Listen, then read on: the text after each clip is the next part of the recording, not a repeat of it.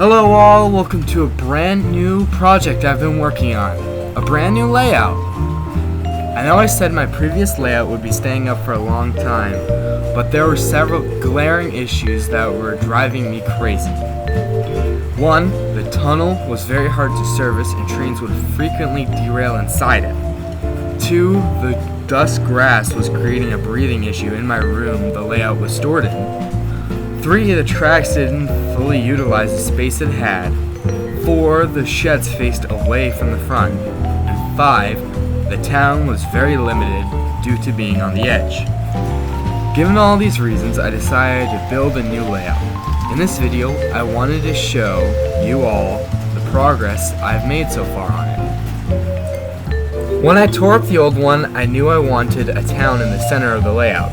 The drawing and temporary setup of the buildings emulate that. I also wanted a small yard on one side and a goods-only station. These two things I've accommodated for swimmingly.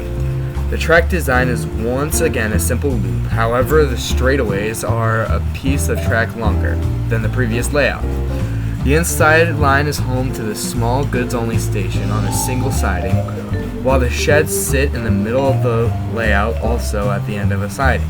The outside line has a small yard on the side that has a gravel transfer point, as well as a long passing siding on the front. The track design is very good, however the tracks themselves are very old and several need replacing, mainly the old points which cause many derailments. Besides the track itself, the only other major thing I've done so far is plaster work. I first put a layer of plaster across the tables to connect them. This will also allow the tracks to sit on the ground instead of in the air. A small plateau sits on one side of the line with an embankment curling its way down.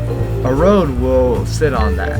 However, the majority of the plaster work was done on what I like to call the mountain. This is two sections that will have an N-scale track running across them into a tunnel. The tunnel itself isn't finished, but it's getting there. There will be a small logging camp across the small gorge. The last bit of plaster is on the opposite corner of the layout. This is a small flat hill that will have a windmill on it. Unlike the previous layout, this one will be more flat and focused on human development. I haven't had a lot of time recently to work on the layout, but I will be getting back to it soon.